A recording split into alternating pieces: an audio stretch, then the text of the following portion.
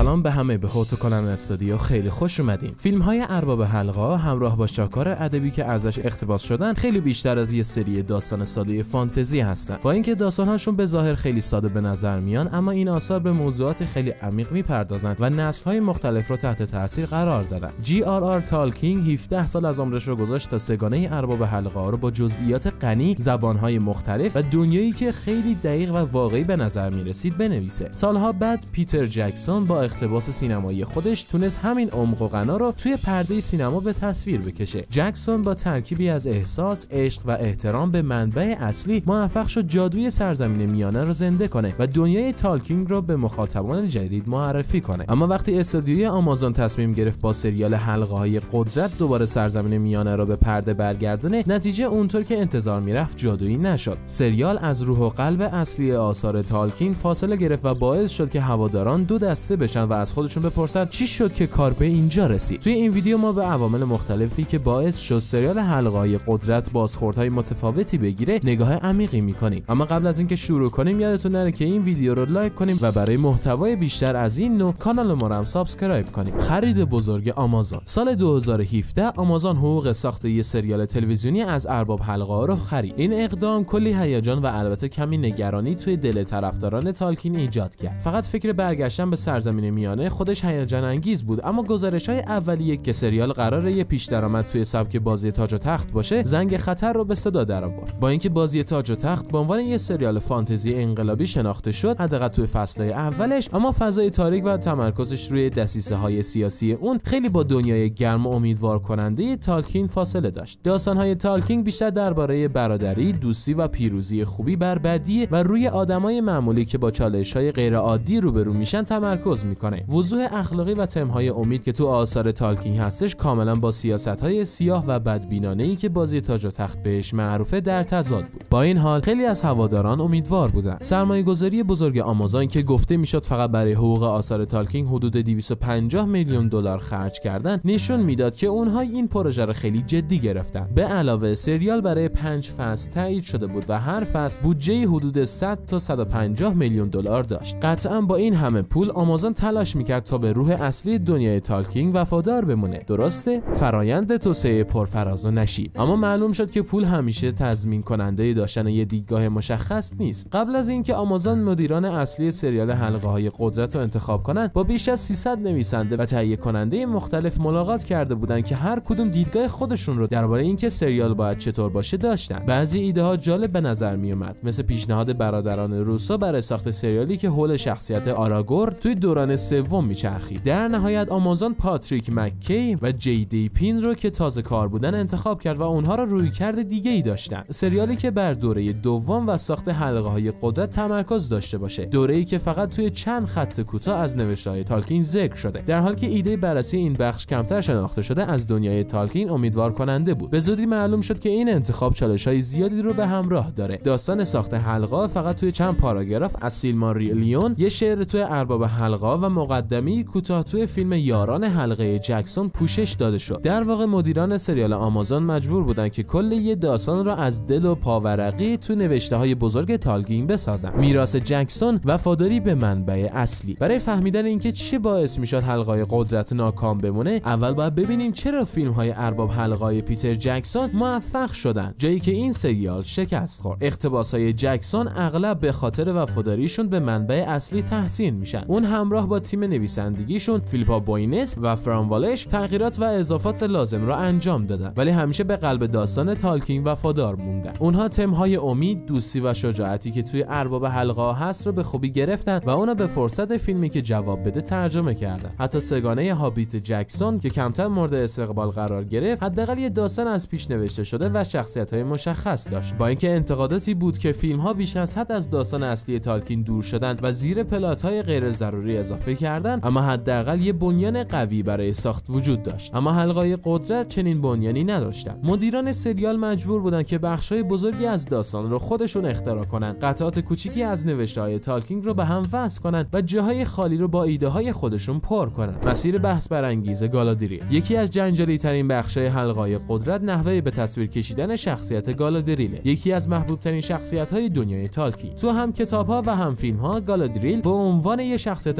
آرام، خردمند و قدرتمند به تصویر کشیده شده. یه موجود باستانی با زیبایی و وقاری فرازمینی. ایفای نقش کیت بلانشت توی فیلم‌های جکسون باعث شد که این شخصیت به عنوان یه رهبر آرام و با وقار جا بیفته که هم قدرت داره و هم از خرد و زیبایی سرشاره. توی حلقه‌های قدرت گالادریل رو به عنوان یه جنگجوی کله شق با خشم و آتش انتقام بازسازی کردن. درسته که شخصیت‌ها تو طول زمان تغییر می‌کنن. بالاخره گالادریل هزاران سال عمر داره، ولی این تغییر از شخصیتی که همه بهش عادت داشتیم به این نسخه بی‌پروا و شمشیر به دست برای خیلی از هوادارا عجیب بوده. گالادریل توی سریال کسیه که برای انتقام‌های شخصی خودش حاضر میشه جون دیگران رو به خطر بندازه و این خیلی با گالادریلی که همه میشناختن جور در نمیاد. هرچند توی بعضی لحظات سریال میتونیم از همون شخصیت آرام و با وقار گالادریل هم سراغ بگیریم، اما در مجموع این تغییر برای طرفداران سرسخت تالکین سنگین و غیر قابل هضم بود. سبک بصری فاصله گرفتن از سرزمین میانه. یکی از ویژگی‌های مهم سگانه ارباب حلقه‌های جکسون سبک بصری خاصش بود. دنیای سرزمین میانه توی فیلم‌های جکسون واقعی، قابل لمس و با دقت فراوان ساخته شده بودند. توجه جکسون به جزئیات توی همه بخش‌های تولید به چشم می‌آمد، از لباس‌ها و وسایل صحنه گرفته تا مناظر زیبای نیوزلند که به عنوان پس زمینه فیلم‌ها استفاده شد. مثلا الف‌ها توی فیلم‌های جکسون موجوداتی اسیری و فرازمینی بودند که زیبایی و وقاری عجیب داشتند، اما برعکس طراحی بصری حلقه‌های قدرت به خاطر حس مصنوعی و بیشتر از حد صیقلی که داره مورد انتقال قرار گرفته. به خصوص الف‌ها با ظاهری خیلی مدرن به تصویر کشیده شدن، موهای کوتاه و لباس‌های شبیه یونیفرم‌های نظامی که اصلا توی دنیای تالکین جا نمیگیره. زیبایی کلی سریال هم بیشتر شبیه یه تولید تلویزیونی با بودجه بالاست و اون حس طبیعی و زمینی که دنیای جکسون رو اینقدر قوطه‌ور کننده کرده بود توی اینجا کم رنگه. جایی که سرزمین میانه جکسون حس واقعی و قابل لمس بودن میداد، حلقه‌های قدرت بیشتر شبیه یه تولید پرزرق و برق تلویزیونی شده تا یه دنیای واقعی. ساختار داستانی مشکل دار. یکی از مشکلات اصلی حلقه‌های قدرت ساختار داستانیشه. آثار تالکین به خاطر روایت‌های نسبتاً ساده و صمیمیشون شناخته میشن. هم هابیت و هم ارباب حلقه‌ها داستان شخصیت‌های کوچیک و به ظاهر بی‌اهمیتی رو دنبال میکنن و توی ماجراجویی‌های بزرگ وارد میشن و با چالش‌های غیر ممکنی روبرو میشن. این داستان‌ها خیلی شخصی هستن و روی روابط بین شخصیت‌ها و مسیر قهرمان شدن و خودشناسیشون تمرکز دارن. اما حلقه‌های قدرت تلاش میکنه تا یه روایت پیچیده‌تر و گسترش‌تر بسازه. مدیران سریال علنا گفتن که می‌خواستن سریال بیشتر حس و حال شجاع دل رو داشته باشه تا نارنیا و همیشه باعث شد که یه داستان تاریک‌تر و پیچیده‌تر با چنین شخصیت و خط داستانی خلق کنند. یکی از محورهای اصلی داستان توی فصل اول معمای هویت سائورونه و سریال سعی داره با این سوال که کدوم شخصیت ممکنه سائورون مخفی شده باشه هیجان رو بالا میبره. متاسفانه این معما درست در نمیاد. بیشتر بیننده‌ها به راحتی میتونستن هویت واقعی سائورون رو حدس بزنن و فاش شدن اون حس هیجان زیادی ایجاد نمیکرد. علاوه بر این زمانی که برای این معما صرف شد از بخشای دیگه داستان کم کرد و باعث شد که شخصیت‌ها خوب پرداخت نشن و داستان‌های فرعی هم نیمه تمام بمونن. مدیران سریال خیلی واضح تلاش داشتن که یه حماسه شبیه بازی تاج و تخت بسازن، پر از دسیسه‌های سیاسی و پیچش‌های غیر منتظره، ولی نتیجه نهایی بی ارتباط با دنیای تالکین به نظر می‌رسید. فصل دوم بازگشت نصف و نیمه به کتاب‌ها. فصل دوم به پایان رسید و این سریال تونست به خوبی محبوبیت خودش را تا حدی در بین طرفدارای سختگیر هم جا کنه. مدیران سریال متوجه شدن که روایت و لحن فصل اول اونطور که باید با خیلی از طرفداران جور در نمیاد. واسه همین سعی کردن با اضافه کردن عناصری از نوشته‌های تالکین راه خودشون رو تصحیح کنن. به عنوان مثال تام بامبادین شخصیت محبوب و مرموز یاران حلقه توی فصل دوم حضور داره، اما یه مشکلی که بازم بعضی طرفدارا بهش اشاره کرده بودن این هم سطحی و زورکی به نظر اومدنش بود. به جای اینکه شخصیت بامبادین با همون طبیعت شاد و سرزنشش به تصویر کشیده بشه، سریال اونو خیلی جدی و سنگین نشون داده و بخش زیادی از جذابیت که توی کتاب‌ها داشت از بین رفته. سریال حلقه‌های قدرت یه پروژه خیلی بزرگی که داره سعی میکنه دنیای افسانه‌ای تالکین رو به نسل جدید معرفی کنه. این سریال با تمرکز روی شخصیت‌های گالادریان که یکی از محبوب‌ترین شخصیت‌های داستان‌های تالکین میخواد ابعاد جدید از اون رو نشون بده. البته بعضی از طرفدارا ممکنه با این تغییرات توی شخصیت گالادرین حس غریب بودن بکنن، اما این تلاش برای به تصویر کشیدن تنوع شخصیتی اون و پرداختن به جوانب مختلف جنگ و انتقام واقعا جالبه. از نظر بصری هم حلقه‌های قدرت با طراحی‌های مدرن و جذابیتش تونسته تماشاگران رو به دنیای خیالی تالکین نزدیک کنه. صحنه‌های زیبا و جلوه‌های ویژه چشم نواز تجربه تماشایی و شگفت‌انگیز رو برای بینندگان فراهم میکنه. هر صحنه در فصل دوم حداقل به خوبی طراحی شده و دقت دقت در جزئیات عمق و غنای این دنیای خیالی رو به تصویر میکشه. با وجود چالش‌هایی که توی این مسیر پروژه وجود داره، حلقه‌های قدرت هنوز هم یه تلاش جسورانه و خوب برای بازگردوندن جادو و زیبایی دنیای تالک به صفحه نمایشه و میتونه فرصتی باشه تا تماشاگران بیشتری با این دنیای شگفت‌انگیز آشنا بشن. دمتون گرم به خاطر اینکه تا آخر ویدیو همراه ما بودین. نظر شما در مورد حلقه‌های قدرت چی بود؟ آیا تونست فصل دوم این سریال شما رو راضی کنه؟ اگر دوست داشتین نظرتون رو در بخش کامنت ها بهمون بگین و اگر این ویدیو رو دوست داشتین حتما لایکش بکنید و با دوستانتون هم به اشتراک بذارین تا با این کارتون یه حمایت خیلی بزرگی هم از ما کرده باشین. ما هم پیج اینستاگرام و همه کانال تلگرامی داریم که لینکشون داخل دیسکریپشن هست که هر کدوم دوست داشتین عضوش بشین که ما با حمایتتون در جای دیگه هم خیلی خوشحال میشیم. راستی اگر دوست دارین از کمیک ازدواج اسپایدرمن مایلز و گوئن استیسی اسپایدرمن مطلع بشین، ویدیو سمت چپ و اگر علاقه‌مندین ویدیو مانگای شیطانکش رو ببینین، ویدیو سمت راست رو کلیک کنین. از حمایت و حضورتون تا آخر ویدیو خیلی خوشحالیم. مراقب خودتون حتما باشین و تو ویدیو بعدی هم فعلا